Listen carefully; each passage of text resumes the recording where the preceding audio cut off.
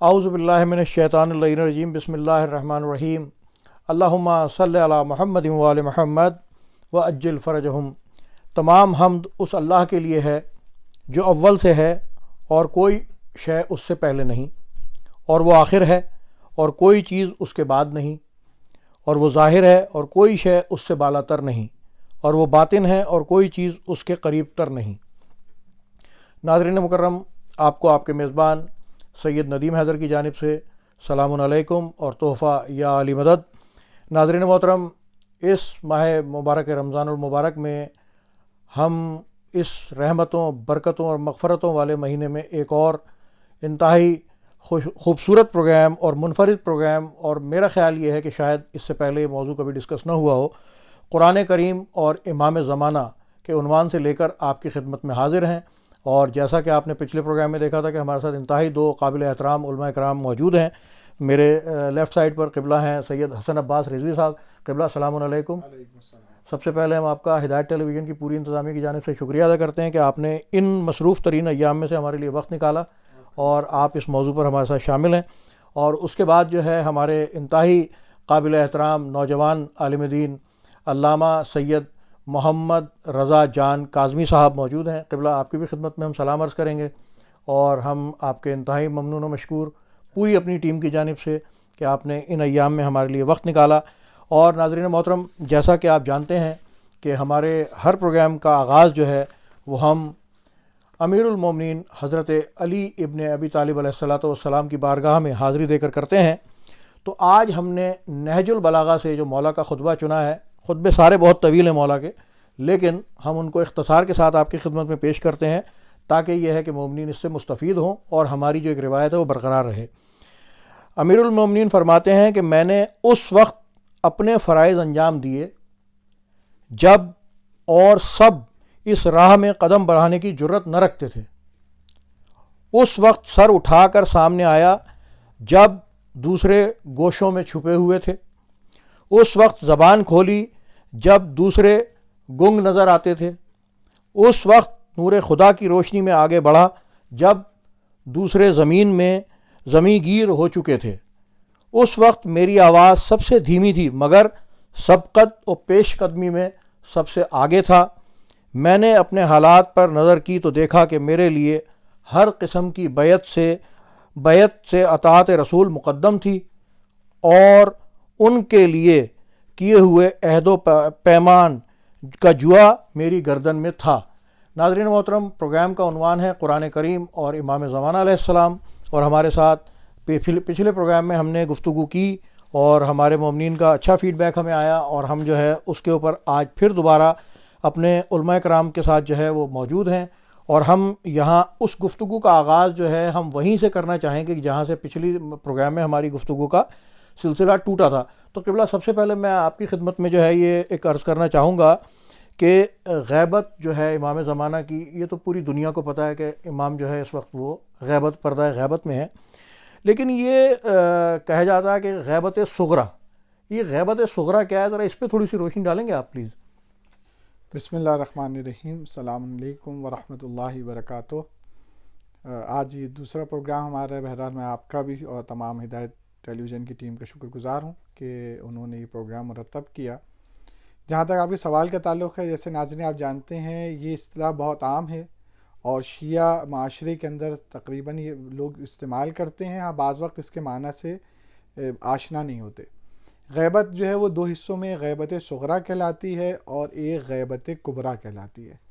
غیبت صغریٰ اصل میں وہ 70 سال 70 ایئرس یا 69 ایئرس، راؤنڈ فگر کریں تو 70 ایئرس کا ہے، کہ جس میں امام علیہ السلام نے اپنے نائبین کو خود چنا تھا بائی نیم، مطلب پرسنل طور پہ، جس کو ہم کہتے ہیں نیابت خاصہ۔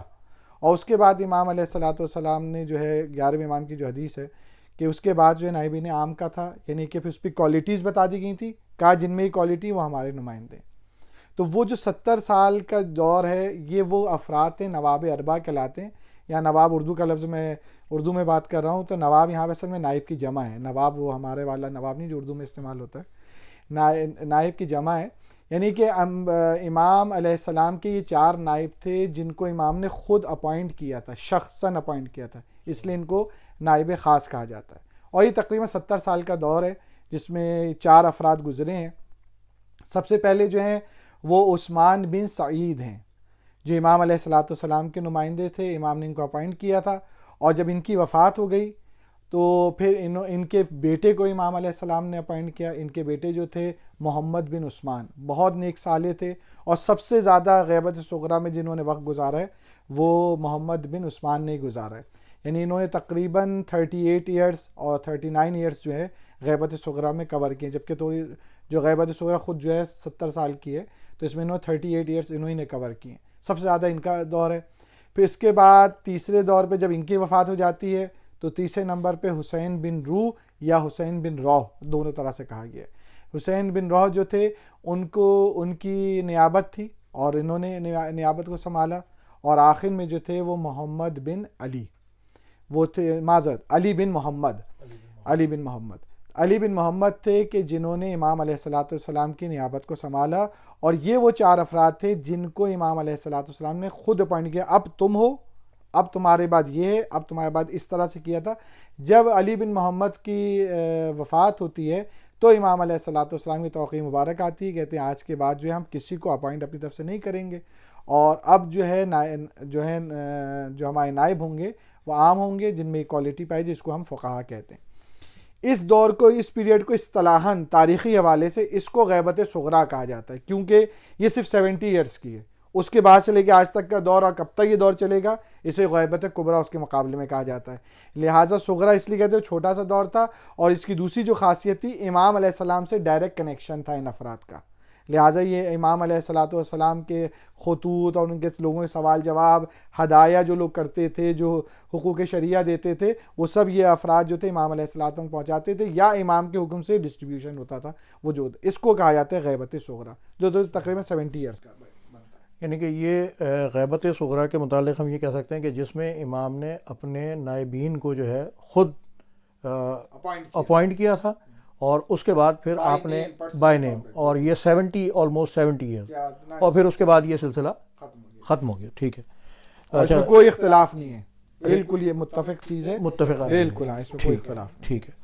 یہ تو قبلہ ابھی انشاءاللہ ہم جو ہے نا اس کو پروگرام کو جیسے اور آگے بڑھے گا تو پھر ہم اور اس پہ آپ سے گفتگو کریں گے. تو قبلہ ہم جو ہے وہ آپ سے گفتگو کو ہم وہیں سے مربوط کریں گے کہ جہاں سے ہم نے اس سلسلے کو پچھلے پروگرام میں منقطع کیا تھا، تاکہ ناظرین کا بھی تسلسل برقرار رہے اور جو ہمارا ٹاپک ہے اس کو بھی ہم لے کے چلتے رہیں. کہ ہم نے گزشتہ پروگرام میں جو ہے نا یہ کی کہ بھئی امام بھی مظلوم ہے اور قرآن بھی مظلوم ہے. آپ نے کہا کہ بھئی لوگ پڑھتے نہیں ہیں، امام زمانہ کو دل سے یاد نہیں کرتے ہیں، مقصد بہت ساری آپ نے چیزیں بتائی تھی. اب یہ وجہ ہے کہ ہم یا تو دنیاوی امور میں اتنے زیادہ محو ہو چکے ہیں کہ ہمیں جو ہے نا وہ سچی رغبت نہیں ہے. اور حقیقت میں ہمیں رغبت تو ہے ہی نہیں کہ ہم تو ایسے ہی بظاہر کہہ دیتے ہیں بھئی اجل اللہ تعالیٰ فرجک و سہل اللہ مخرجک. تو یہ بتائیے گا کہ ان دونوں سے واقع جو ہم غافل ہیں وہ ہماری یہی کوتاہیاں ہیں یا کوئی اور بھی وجوہات ہیں کہ ہم اپنے ان دونوں امام سے بھی غافل ہیں، قرآن سے بھی غافل ہیں؟ بسم اللہ الرحمن الرحیم. دیکھیے ہم لوگ جیسے پچھلے پروگرام میں گفتگو ہوئی تھی کہ امام بھی مظلوم ہیں اور قرآن بھی مظلوم ہیں. کیوں ہم قرآن سے غافل ہیں، کیوں ہم امام زمانہ سے غافل ہیں؟ دیکھیے سب سے آسان جو وجہ نظر آتی ہے وہ یہی ہے کہ ہماری نظر میں انفارچونیٹلی نہ قرآن کی اہمیت ہے جتنی ہونی چاہیے، نہ امام زمانہ کی اہمیت ہے. دیکھیے پھر کیونکہ موضوع قرآن اور امام زمانہ ہے تو میں ایک مثال قرآن کی دیتا ہوں، پھر مولا کی طرف پڑھتے ہیں. لوگ کہتے ہیں کہ ہمارے پاس قرآن پڑھنے کا ٹائم نہیں ہے. پچھلے پروگرام میں جیسے میں نے کہا تھا بھائی کم سے کم 10 آیتیں پڑھ لو، 50 آیتیں پڑھ لو. اب لوگ کہتے ہیں ہمارے پاس قرآن پڑھنے کا ٹائم نہیں ہے، ہمارے پاس قرآن پڑھنے کا وقت نہیں ہے، کام میں بزی ہیں، یہ ہے وہ ہے، ہزار ایک پرابلمز ہیں، تو ہم قرآن نہیں پڑھ پاتے دن میں. حالانکہ کتنے واقعات ملتے ہیں، ان میں سے صرف ایک واقعے کی طرف اشارہ کروں گا اور اس ہستی کے واقعات جو شاید اتنے مصروف تھے، ہم میں سے شاید کوئی اتنا مصروف نہیں ہوگا. کون ہستی؟ حضرت امام خمینی. اور وہ بھی انقلاب اسلامی کے بعد. انقلاب اسلامی سے پہلے پھر بھی کہہ سکتے تھے بھائی چلیں تھوڑا سا ٹائم نکالتے ہوں گے، لیکن انقلاب اسلامی کے بعد وہ رہبر بنے اور جناب جنگ بھی شروع ہوئی اور جناب داخلی حملے، خارجی حملے، اور جناب اتنی پرابلمز، اتنے فتوے آتے تھے، سوالات آتے تھے، فتوے دینے، مسائل شرعی کے جواب دینا ایک عام بات نہیں تھی. ایک بہت مصروف ترین مجتہد تھے اپنے زمانے کے. لیکن اب ان کی کتابیں اٹھا کے دیکھیے, تاریخ اٹھا کے دیکھیے کہ ان کے بارے میں لکھا جاتا ہے, نظر آتا ہے کہ عام دنوں میں, رمضان میں نہیں, عام دنوں میں امام خمینی ہر دن 2 سے 3 جز قرآن پڑھتے تھے. اب بتائیے, میں کہہ رہا ہوں میرے پاس ٹائم نہیں ہے, میں صبح 5 بجے اٹھا اور جناب شام کو 9-10 بجے سو گیا, یہ اتنا پورے 10-12 گھنٹے 16-17 گھنٹے میں کیا کر رہا ہوں؟ 8 گھنٹے چلو جاب پہ چلا گیا, 2-4 گھنٹے ڈرائیو کر لی, یہ کر لیا. اتنا میں مصروف امام خمینی سے بھی زیادہ. امام خمینی اتنی تمام مصروفیات کے باوجود عام دنوں میں 2 سے 3 جز قرآن پڑھتے تھے. تو یہ تو ہم نہیں کہہ سکتے کہ بھائی ہمارے پاس ٹائم نہیں, یعنی امام خمینی سے زیادہ مصروف ہیں ہم. ایک لیڈر جو پورے ملک کا لیڈر, اور وہ بھی اس ملک کا لیڈر جس کا پوری دنیا دشمن, کہ بھائی سب اس کو تباہ کرنے کے لیے لگے ہوئے ہیں اور وہ اکیلا جناب سب سے لڑ رہے ہیں. اب ایسے ملک کے رہبر, ایسے ملک. اچھا, اب رمضان میں امام خمینی کا کیا حال تھا, جو کتابوں میں ملتا ہے کہ 7 جز تک ڈیلی پڑھتے تھے. اندازہ لگا, امام خمینی جیسے مصروف انسان, اور رمضان میں 7 جز تک, 7 ہو گئے, 6 ہو گئے, 5, یعنی زیادہ سے زیادہ 7 جز تک ملا ہے کتابوں میں کہ وہ پڑھا کرتے تھے قرآن. کیوں بھائی؟ کیونکہ ان کو قرآن کی اہمیت کا پتا تھا, کیونکہ انہیں پتا تھا اگر دنیا چاہیے تو قرآن کے وسیلے سے ملے گی, ان کو پتا تھا اگر آخرت چاہیے تو قرآن کے وسیلے سے ملے گی. لیکن ہم کیوں نہیں پڑھتے؟ وہ 10 آیتیں بھی نہیں پڑھتے, 50 آیتیں بھی نہیں پڑھتے. پچھلے پروگرام میں جیسے میں نے بتایا 50 آیتوں سے بھی بچنے کے لیے کہہ دیا کہ جناب ہم تو دن میں 100 آیتیں پڑھتے ہیں 5 نمازوں میں, ٹھیک ہے نا. تو دیکھیے اس کی وجہ کیا ہے, کیونکہ ہماری نظر میں اہمیت نہیں ہے, ہم ویلیو نہیں دیتے قرآن کو. جیسے میں نے کہا صرف مرحومین کے لیے ہم نے قرآن کو رکھ دیا ہے, یا جناب وہ کتاب عام کتاب کی طرح لائبریری میں ایک زینت بنا کے رکھ دیا ہے, ٹھیک ہے. نیا جب گھر بناتے ہیں کہتے ہیں جی پہلے جائے قرآن رکھ کے آؤ. ایسے کاموں کے لیے قرآن کو, اس سے زیادہ ہم نے اپنی زندگی میں قرآن کو اہمیت نہیں دی. اچھا, امام زمانہ عجل اللہ تعالی فرج شریف کے سلسلے میں ہم یہی کر رہے ہیں کہ ہم امام زمانہ کو زیادہ سے زیادہ کب یاد کرتے ہیں؟ جب کوئی مشکل آ جائے, جب کوئی بڑی سی, ابھی کرونا چل رہا ہے تو جناب سارے لوگ امام زمانہ کو یاد کرتے ہیں. ارے بھائی یہ تو نہیں ہوا بھائی, عام دنوں میں بھی تو امام ہمارے امام ہیں, جب کوئی پرابلم نہیں ہے تب بھی تو امام ہمارے امام ہیں, تب ہم نے بھلا دیا. اور ایک گلاس کے پانی کے پیاس کے برابر بھی امام خود بتا رہے ہیں کہ آپ میرے انتظار میں نہیں ہیں. تو امام سے غافل ہونے کی وجہ, قرآن سے غافل ہونے کی وجہ بس یہی ہے کہ ہماری زندگیوں میں ان 2 عظیم ہستیوں کی ویلیو نظر نہیں آئی. ہاں زبان سے تو کہتے ہیں, کوئی شیعہ نہیں کہے گا کہ بھائی میں قرآن کو اہمیت نہیں دیتا, کوئی شیعہ نہیں کہے گا امام زمانہ کو اہمیت نہیں دیتا, لیکن عمل سے تو دکھاؤ, عمل سے دکھاؤ تم کتنے امام کے انتظار میں ہو, عمل سے دکھاؤ تم کتنے امام کے عاشق ہو. جب میں امام کی اطاعت تک کرنے کو تیار نہیں, جب میں قرآن پڑھنے تک تیار نہیں, تو پھر اب ہر آدمی خود ہی دیکھ لے کہ میرا حال کیا ہے. سبحان اللہ قبلہ. یہ تو ایک طرح سے یوں سمجھ لیجئے کہ ہم شرمندہ ہی ہو سکتے ہیں اپنے امام سے کہ ہم اتنے اس شیطانی چکر کے اندر الجھ چکے ہیں کہ واقعی میں ہم جو ہے وہ, حقیقت ہے یہ آپ کی بات بالکل, اور یہ پرسنل ایک مشاہدہ ہے کہ انسان روز بروز جو ہے وہ اس دنیا کے ریشم جال کے اندر پھنستا چلا جا رہا ہے اور اپنی ان چیزوں سے دور ہوتا جا رہا ہے. بہرحال انشاءاللہ ہم جو ہے نا اس کو پھر اگلے سوال میں ہم پھر یہیں سے چلیں گے آپ کے پاس. تو اچھا قبلہ, اب میں آپ سے جو ہے وہ ایک عرض یہ کرنا چاہوں گا قبلہ حسن عباس صاحب سے کہ ظاہری جو مولا کی ولادت ہے وہ تو 255 کے آپ بتا رہے تھے ہمیں بھی. اچھا, کچھ لوگ یہ اعتراض کرتے ہیں کہ بھائی اگر آپ کی ولادت یا آپ کی جو ظہور بھی کچھ لوگ کہہ رہے ہیں کہ بھائی 255 میں ہو گیا, تو اب تک جو ہے وہ اتنی لمبی جو غیبت ہے اس کے پیچھے کیا راز ہے, اور یہ کیوں اتنا لمبا, اتنا طویل جو ہے وہ, اتنی لمبی عمر کیسے ہو سکتی ہے کسی کی بھی؟ بسم اللہ الرحمن الرحیم. بہرحال اعتراض کرنے والے مختلف اعتراضات کرتے ہیں. جب وہ عقیدہ امامت نہیں رکھتے ہیں تو وہ اس قسم کا اعتراض کرتے ہیں, لیکن اصل میں لوگوں کا بھی ان مسائل میں عقیدہ توحید بھی صحیح نہیں ہے. کیونکہ دیکھیں, اگر ہم کہتے ہیں امام زندہ ہیں تو سب سے پہلی بات ہم یہ نہیں کہتے امام بذات خود زندہ ہیں. امام زندہ ہیں, اللہ سبحانہ و تعالیٰ نے زندہ رکھا. اللہ تعالیٰ جو ہے علی کل شیء قدیر ہے. اچھا, طولانی عمر کا ہم یہاں سے شروع کرتے ہیں, قرآن سے میں بعد میں جواب دیتا ہوں تاکہ دیگر جو ہے جن کے لیے قرآن حجت ان کے لیے بات واضح ہو سکے. عقلی حوالے سے اس کو اگر دیکھا جائے, کیا طول عمر عقل کے حساب سے کوئی محال چیز ہے؟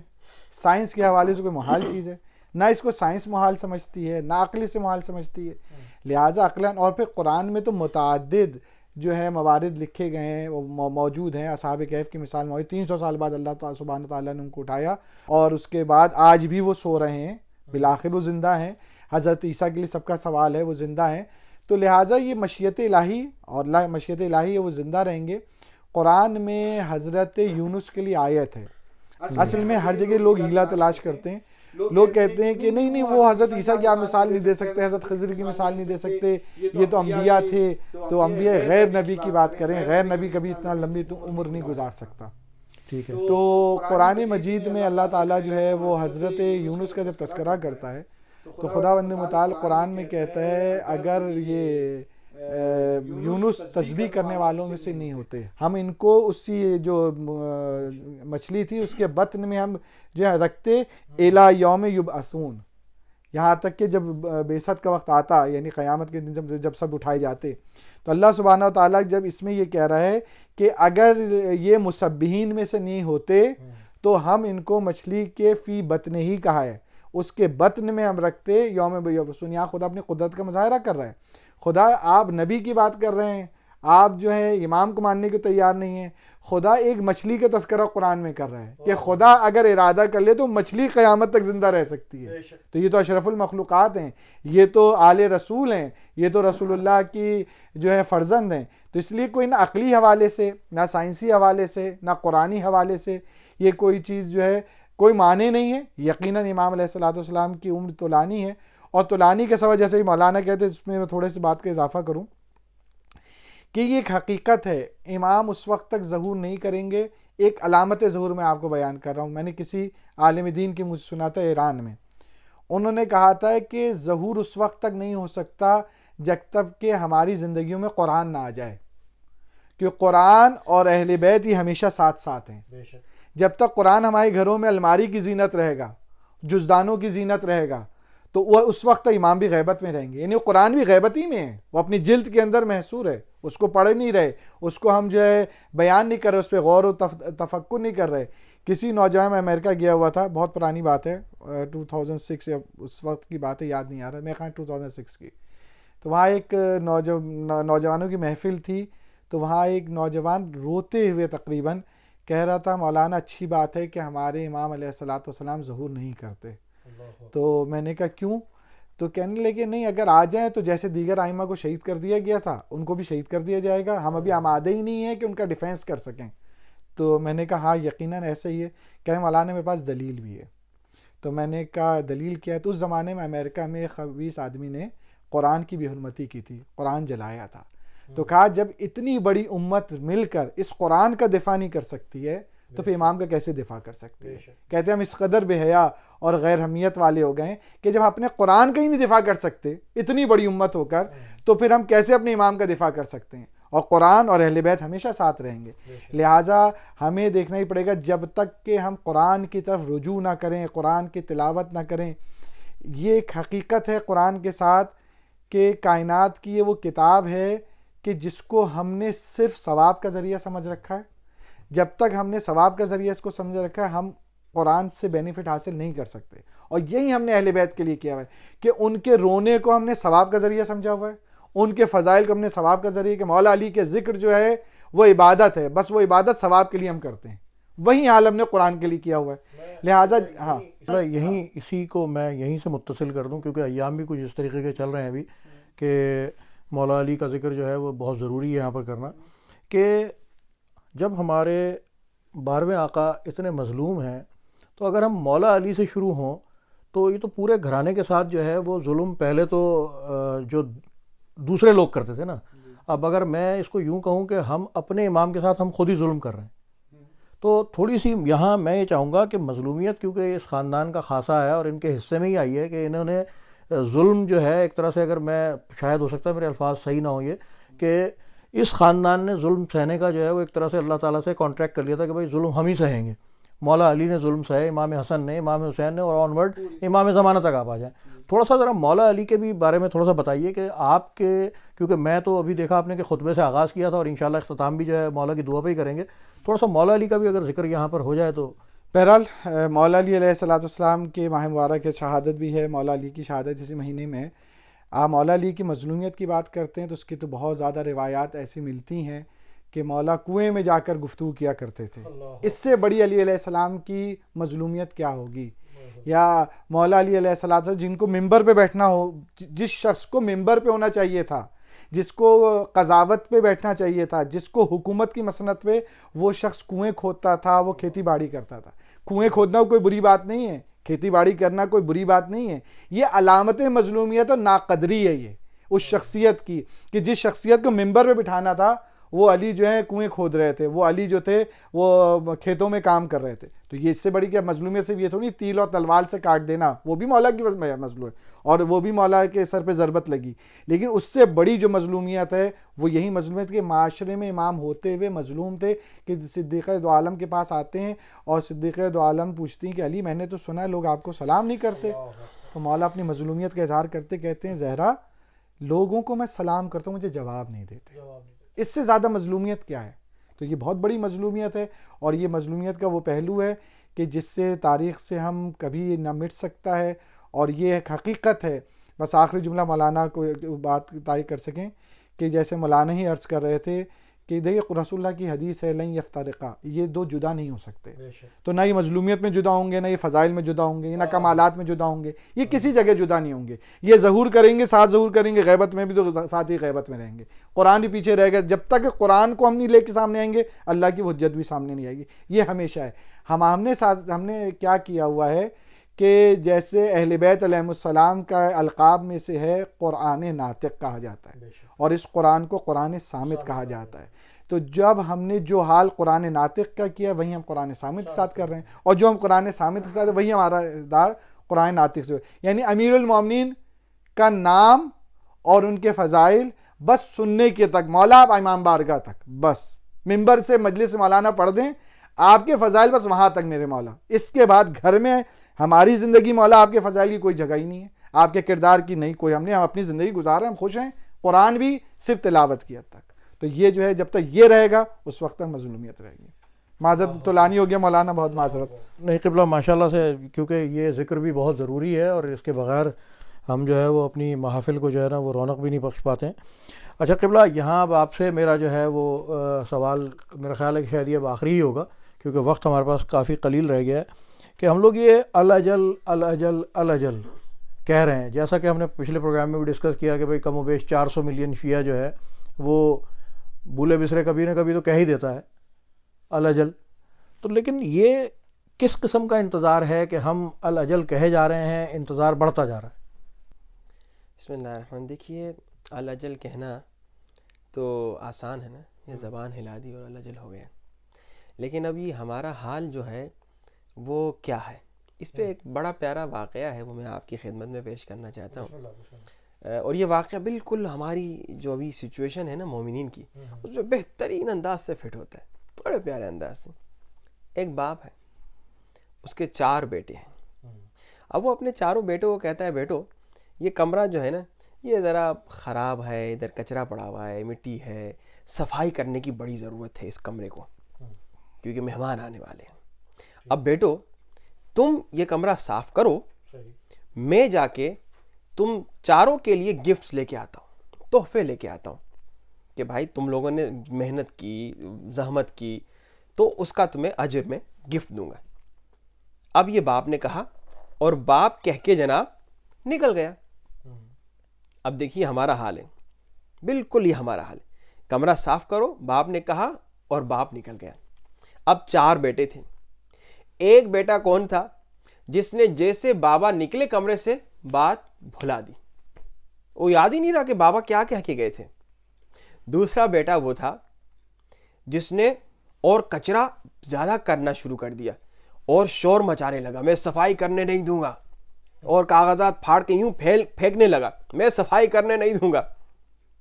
تیسرا بچہ نہ صفائی کر رہا تھا نہ کچھ کر رہا تھا, بیٹھ گیا اور بیٹھ کے رونے لگا, بابا میں صفائی تو کرنا چاہتا ہوں لیکن یہ صفائی نہیں کرنے دے رہا, یہ صفائی نہیں کرنے دے رہا. چوتھے بیٹے نے دیکھا کہ بابا کہہ کے تو گئے تھے کہ میں باہر جا رہا ہوں گفٹ لے کے آ رہا ہوں, لیکن بابا کے جوتے تو یہی ہیں. ادھر ادھر دیکھا دیکھا بابا تو پردے کے پیچھے، بابا کے پاؤں بھی نظر آ رہے ہیں. اس نے سمجھ لیا کہ بابا ٹیسٹ لے رہے ہیں، بابا ہمیں دیکھ رہے ہیں، اور پھر بار بار پردے کی طرف دیکھ کے کچرا اٹھا رہا ہے. بابا مجھے معلوم ہے آپ مجھے دیکھ رہے ہیں، بابا دیکھیے میں آپ کی بات مان رہا ہوں، بابا دیکھیے میں کمرہ صاف کر رہا ہوں. ٹھیک ہے نا. اب آئیے ہماری آج کی زندگی میں دیکھیے کیا ہمارا حال ہے. ہماری آج کی زندگی میں ہمارا کیا حال ہے. بعض لوگوں نے، جیسے پچھلے پروگرام میں گفتگو ہوئی، وہ تو اللہ جل کہنا ہی بھلا دیا، بالکل اللہ جل کہنا ہی بھلا دیا. بعض لوگوں نے امام زمانہ کو بھلا دیا، نہ دعائے ندبہ پڑھتے ہیں، نہ دعائے عہد پڑھتے ہیں، نہ زیارت آل یاسین پڑھتے ہیں. کسی ان کی زندگی سے امام زمانہ صرف اتنا بتایا کہ 12 ایک امام ہے جو آئیں گے، ان سے پوچھیے امام زمانہ کا نام کیا ہے تو وہ بھی شاید صحیح نہ بتا پائے. جیسے پچھلے پروگرام میں مولانا نے بتایا کہ اکثر لوگ کہتے ہیں کہ مولا کا نام مہدی عجل اللہ تعالیٰ فرج و شریف ہے، ان سے پوچھے امام کا نام ہے وہ بھی نہیں بتائیں گے. ٹھیک ہے نا. ایک پڑھتا کسی پروگرام میں ہم نے مومنین سے پوچھا بھائی آپ سب مولا علی کے چاہنے والے، مولا علی کے بابا کا نام بتائیے، تو اکثر نے غلط بتایا. اس میں ایک ٹرک ہوتی ہے، وہ آج کا موضوع نہیں ہے. ٹھیک ہے نا. تو اکثر نے غلط بتایا. اب بھائی جب مجھے امام زمانہ کا نام تک یاد نہ ہو، میں اس کیٹیگری میں شمار ہو رہا ہوں جس نے باپ کے نکلتے ہی باپ کو بھلا دیا کہ بابا کیا کہہ کے گئے تھے، بابا کی بات بھلا دی، بابا کی بات بھلا دی. ہم نے تو بابا کو بھلا دیا. امام زمانہ ہم سب کے بابا ہیں. ایک بچہ، دوسرا بچہ کون جو شور مچا رہا ہے، میں صفائی کرنے نہیں دوں گا، میں صفائی کرنے نہیں دوں گا. آج ہے کہ نہیں ایسے مومنین؟ جب بھی کہیں کوئی مومنین اچھا کام کرتے ہیں، دعائے ندبہ شروع کرتے ہیں، اسی طرح کے اچھے اچھے پروگرام شروع کرتے ہیں، بعض مومنین ہنگامے کرتی ہے، یہ کیا نئی چیز آپ لوگ لے کے آ گئے، آج تک تو ہم نے نہیں سنی، یہ کہاں سے آپ لوگ اٹھا کے آ گئے. ارے بھائی امام زمانہ کی دعا ہے، اگر تم نے نہیں سنی تو بھائی امام زمانہ سے توسل راز و نیاز میں حرج کیا ہے؟ اگر تمہارا علم کم ہے، کم سے کم اس میں یہ تو ہے نا کہ امام زمانہ سے راز و نیاز گفتگو ہو رہی، ہم نے نہیں سنی. یہ نئی بات آپ کہاں سے لے کر آ گئے؟ اب ایسے مومنین بہت ہیں افسوس سے کہ جناب کوئی نیک کام کرتا ہے، اچھا کام کرتا ہے، امر بالمعروف کرتا ہے، نصیحت کرتا ہے، لوگوں کو امام زمانہ کے ظہور کے لیے تیار کرتا ہے، وہ ہنگامے مچانے شروع ہو جاتے ہیں کہ یہ کام نہیں کرنے دیں گے، یہ نئی چیز آپ کہاں سے لے کے آ گئے، یہ جناب ہماری روٹین کے خلاف ہے. یہ ہمارے گروپ میں ایسے مومنین بھی کئی ہیں. تیسرا بیٹا کون ہے؟ تیسرا بیٹا وہ ہے جو بیٹھ کے رو رہا ہے، بابا صفائی کرنی نہیں دے. اور ایسے مومنین بھی بہت ہیں، بیٹھ کے زاروں قطار روتے ہیں. اس کی مثال میں یہ اکثر دیتا ہوں کہ جناب ایک صاحب گزر رہے تھے اور جناب انہوں نے راستے میں، بڑے مالدار تھے نا، راستے میں دیکھا کوئی فقیر بیٹھا ہے، تڑپ رہا ہے. کہا فقیر جی کیوں تڑپ رہے ہو؟ کہا کہ کئی دنوں سے کھانا نہیں کھایا، بھوکا ہوں، پیاسا ہوں، بھوک کی وجہ سے تڑپ رہا ہوں. اب یہ مالدار تھا، پیسہ دے سکتا تھا، روٹی لے سکتا تھا، اس کے لیے کھانا خرید سکتا تھا. اب وہ بھی بیٹھ کے رونے لگا، ہائے اللہ دیکھو کتنے فقیر ہیں معاشرے میں، اللہ اس فقیر کی مدد کر. ارے تو 2 روپے اٹھا کے اسے دے کیوں نہیں تھا؟ نہیں بس دعا کر اللہ اسے مدد. ہمارے کتنے مومنین ایسے، امام زمانہ آئیے، بھائی تم داڑھی تو رکھو، تم حجاب تو کرو، تم گناہ تو چھوڑو. نہیں بس امام زمانہ آئیے. ارے امام کی اطاعت تو کرو. نہیں جب امام آئیں گے تب اطاعت کریں گے، ابھی ہمیں رونے دو. بیٹھ کے روتے ہیں. امام کے ظہور کے لیے کوئی تیاری نہیں، بلکہ کئی مرتبہ یہی مومنین امام کو تڑپاتے ہیں اپنے اعمال سے، گناہ کر کے امام کا دل تڑپاتے ہیں، امام کی آنکھوں سے آنسو بہاتے ہیں، بیٹھ کے خوب رو رہے ہیں. لیکن اس رونے کا کیا فائدہ جب تم رو رہے ہو اور پھر رونے کے بعد انہی آنکھوں سے نامحرم عورت کو دیکھ رہے ہو. جب تم ماتم کر رہے ہو سینے پہ، پھر اسی ہاتھ کو کسی نامحرم کے ہاتھ میں دے رہے ہو. یہ تو امام کا دل تڑپانا ہی ہوا نا. یہ وہ تیسرا بیٹا ہے. اب یہ چوتھا بیٹا، ایسے مومنین بہت کم ہے جو بار بار پردے کی طرف دیکھ کے کہے امام زمانہ مجھے معلوم ہے کہ آپ ہمیں دیکھ رہے ہیں. امام کی طرف دیکھنا یعنی اچھے اعمال کر کے کہنا مولا آپ ہمیں دیکھ رہے ہیں، مجھے معلوم ہے آپ ہمیں دیکھ رہے ہیں، ہمارا ہر عمل آپ کو دکھایا جا رہا ہے، ہمارا ہر کام آپ کو دکھایا جا رہا ہے. روایات بتاتی ہیں کہ ہمارا ہر عمل امام زمانہ کو دکھایا جاتا ہے. اور جب امام دیکھتے ہیں کہ مومن نے نیک عمل کیا، غریب کی مدد کی، یتیم کی مدد کی، بیوہ کی مدد کی، کسی مسکین کو مدد کی، امام خوشی سے ہاتھ اٹھا کے کہتے ہیں میرے اللہ اس نے ہمیں خوش کیا، تو اسے خوش کر. لیکن جب پھر امام دیکھتے ہیں ایک مومن نے گناہ کیا، نامحرم کو دیکھا، زنا کیا، جھوٹ بولا، تہمت، فتنہ، جھگڑے، جب یہ چیزیں امام دیکھتے ہیں امام کی آنکھوں سے آنسو آتے ہیں. امام کہتے ہیں میرے اللہ یزیدیوں نے تو ویسے ہی ہمیں رلایا، کہ یہ تو ہمارا چاہنے والا ہے، یہ تو ہمارا عاشق ہے، یہ ہمارا دل کیوں دکھا رہا ہے، یہ ہمیں کیوں تڑپا رہا ہے. تو امام کے آنکھوں سے ہم آنسو لاتے ہیں جب ہم گناہ کرتے ہیں، امام کی آنکھوں سے آنسو بہتے ہیں. اب ہمیں ہمارا انتظار کیسا ہونا چاہیے؟ چوتھا بیٹا کہ بھائی بار بار اچھا عمل کریں اور کہیں مولا امام زمانہ مجھے معلوم ہے آپ دیکھ رہے ہیں، میں آپ کی خوشی کے لیے یہ کام کر رہا ہوں، میں آپ کی رضا کے لیے یہ کام کر رہا ہوں، میں آپ کے چہرے پہ مسکراہٹ لانے کے لیے یہ نیک کام کر رہا ہوں اور اس برے عمل کو چھوڑ رہا ہوں. انشاءاللہ ہم سارے اس طرح سے ہو جائیں، اللہ کرے. جزاک اللہ قبلہ. ماشاءاللہ سے آپ کی یہ جو گفتگو ہے یہ اتنی خوبصورت اور اتنی پر اثر تھی کہ ہم جو ہے وہ بیچ میں سوال ہی بھول گئے آپ سے کرنا.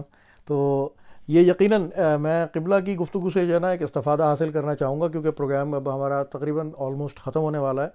آئی تھنک کہ یہ 2014 یا 15 کی بات ہے کہ جب ہم پہلی مرتبہ قبلہ کی خدمت میں حاضر ہوئے تھے، تو آپ نے جمعے کے خطبے میں ایک بات بتائی تھی، اور وہ میں یہاں چاہتا ہوں کہ مومنین کے ساتھ ضرور شیئر کی جائے. کہ اور آپ نے بڑی ایک اچھی مثال دی تھی موجودہ حالات کے تحت، کہ آپ نے کہا تھا قبلہ نے، حسن عباس رضوی صاحب نے، کہ بھائی آپ موبائل کمپنیز کو دیکھیں، یہ کیا کرتے ہیں کہ یہ اپنا جو بھی ایک نیا ورژن لے کے آتے ہیں تو یہ کبھی یہ نہیں کہتے کہ بھائی ہمارا وہ جو ہے نا خراب تھا. یہ کہتے ہیں کہ دیکھیں بھائی اب ہم نے نا اس میں اتنے میگا پکسل کا کیمرہ ڈال دیا ہے، اب اس کی ریزولیشن اتنی ہو گئی ہے، اس کی جو بھی اب آج کل دیکھ رہے ہیں آپ ماڈرن ٹیکنالوجیز. تو اسی طریقے سے جو آپ گفتگو فرما رہے تھے نا کہ مومنین کہتے ہیں کہ بھائی ہم نے یہ نہیں سنا کہ بھائی یہ آپ کہاں سے نئی چیزیں لے کے آ گئے. تو میرا خیال یہ ہے کہ ہمیں اس بات کو سمجھنے کی ضرورت ہے کہ جس طریقے سے دنیا آگے بڑھ رہی ہے، جس طریقے سے یہ موبائل اور یہ کیمرے اور یہ ڈیجیٹل ورلڈ جو ہے ڈے بائی ڈے ترقی کرتا جا رہا ہے، تو یقیناً ہمیں بھی تو اپنے دین کے اندر جو ہے وہ جستجو ہے کہ ہم نئی سے نئی چیزیں جو ہے وہ دریافت کریں، اور جو ہمارے پاس تو چھپے ہوئے خزانے ہیں کہ جن سے ہمیں مستفید ہونا چاہیے، اور اگر وہ کوئی مومن یا کوئی عالم یا کوئی ذاکر نکال لیتا ہے تو ہم اس پہ اعتراضات شروع کر دیتے ہیں. اچھا، اس میں ایک بات میں کہتا چلوں کہ دیکھیے بات یہ ہے کہ جو نئی چیز جو ہے نا، اب ہوتا یہ ہے کہ نئی چیز تو نیا اسلام تو نہیں آئے گا. ہوتا یہ ہے کہ کیونکہ ہمارے علم میں کمی ہوتی ہے، وہ چیزیں کتابوں میں ہوتی ہیں اور کیا نام ہے ہم نے نہیں پڑھی ہوئی ہوتی، ہم نے نہیں سنی ہوئی ہوتی، ہمیں سنائی نہیں گئی ہوتی. تو اب ہم جب سنتے ہیں تو ہمیں نہیں لگتی ہے، ٹھیک ہے نا. تو اس چیز کا ہمیں خیال رکھنا ہے کہ بھائی کوئی نئی چیز بناتا نہیں ہے کوئی،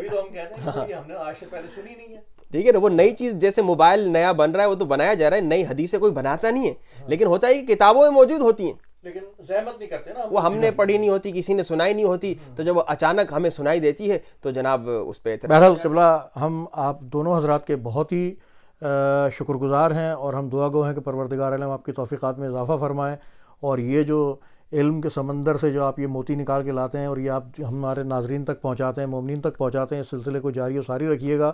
اور ہم جو ہے یہ موضوع انشاءاللہ تعالی ہماری کوشش یہ ہے کہ ہم رمضان المبارک میں اس کے اوپر تھوڑی بہت گفتگو کر لیں، کیونکہ آج یہ ہمارا دوسرا پروگرام تھا. انشاءاللہ اس کے بعد مزید ہمارے پاس 2 پروگرام ہیں، تو ہم اس موضوع کو مزید آگے لے کر چلیں گے، اور ہم یہ چاہیں گے کہ اگلے 2 پروگرام جو ہیں اس کے اندر کچھ نہ کچھ ہم ایسی کنکلوژن پر پہنچیں کہ جس سے مومنین جو ہے وہ مستفید ہو سکیں. تو ناظرین محترم، یہ پروگرام جو ہے آج آپ نے ہمارا دیکھا، اور یقیناً ہم اس بات سے جو ہے نا 100% مجھے تو امید ہے یہ کہ آپ نے اس سے بہت کچھ سیکھا ہوگا، اور ہماری تمام تر جو چیزیں ہیں اس کے اندر بہتری کی گنجائش ہر وقت رہتی ہے.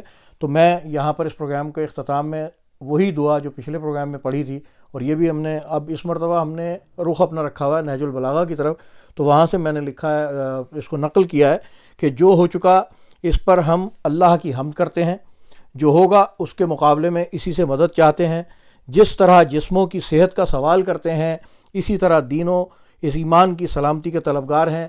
پروردگار عالم آپ تمام مومنین کو اپنے حفظ و امان میں رکھے، ان علماء کرام کا سایہ ہمارے سروں پر قائم و دائم رکھے. اپنی دعاؤں میں ان علماء کرام کو، ہمیں ہدایت ٹیلی ویژن کو یاد رکھیے گا. انشاءاللہ اگلے پروگرام میں پھر آپ سے ملاقات ہوگی. السلام علیکم ورحمۃ اللہ وبرکاتہ.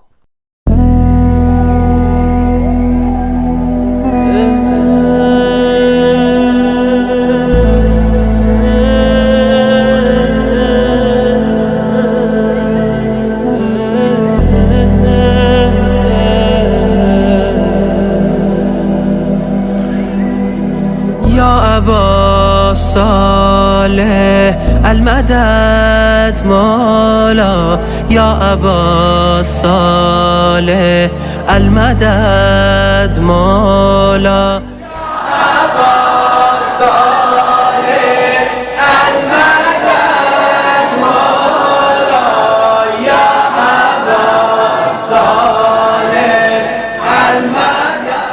جہاں بھی گیا میں جہاں بھی رہا، آپ کو دم بدم ڈھونڈتا ہی رہا.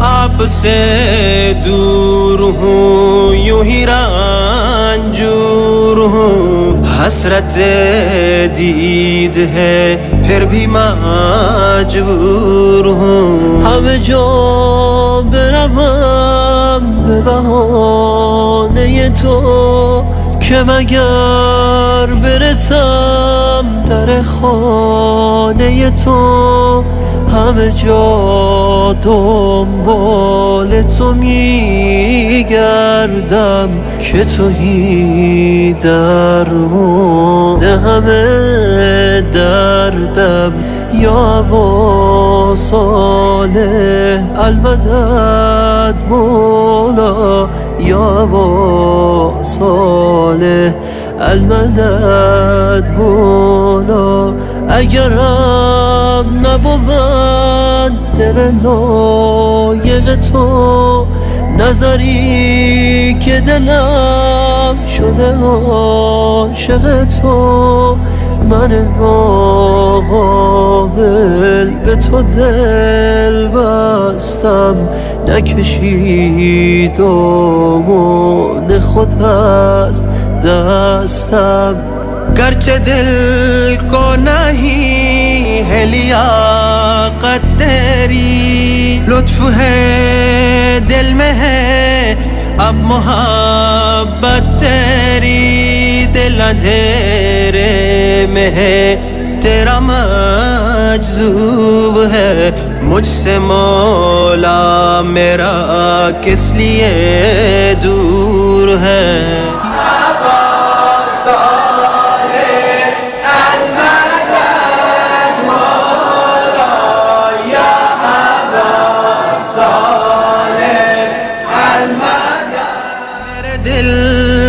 شایاتی کے ہے وسوسے مجھ سے مولا میرا اس لیے دور ہے دل ہمارے گناہوں سے خالی نہیں یوں ہی دیدار تیرا میسر نہیں یا ابا صالح المدد مولا یا ابا صالح المدد مولا کس کی چوکٹ پہ جاؤں گدا ہوں تیرا سن لے میری دعا ورنہ مر جاؤں گا میں تمہارے بنا کچھ نہیں اے امام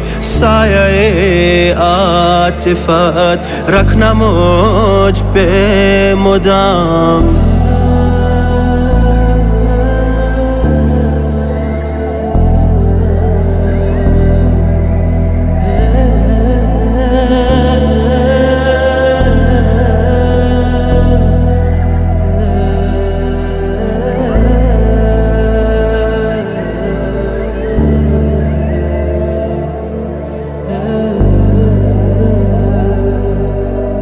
یا ابا صالح المدد مولا یا ابا صالح المدد مولا معرفت کے خزانے ہو مجھ کو عطا اس جہاں میں ملے خلد کا ذائقہ آپ کے عشق نے ایسی سوغات دی دور دل سے ہوئی لذت دنیاوی یا ابا صالح المدد مولا یا ابا صالح المدد مولا تاج شاہی کی کیا ہو ضرورت مجھے تیری نالین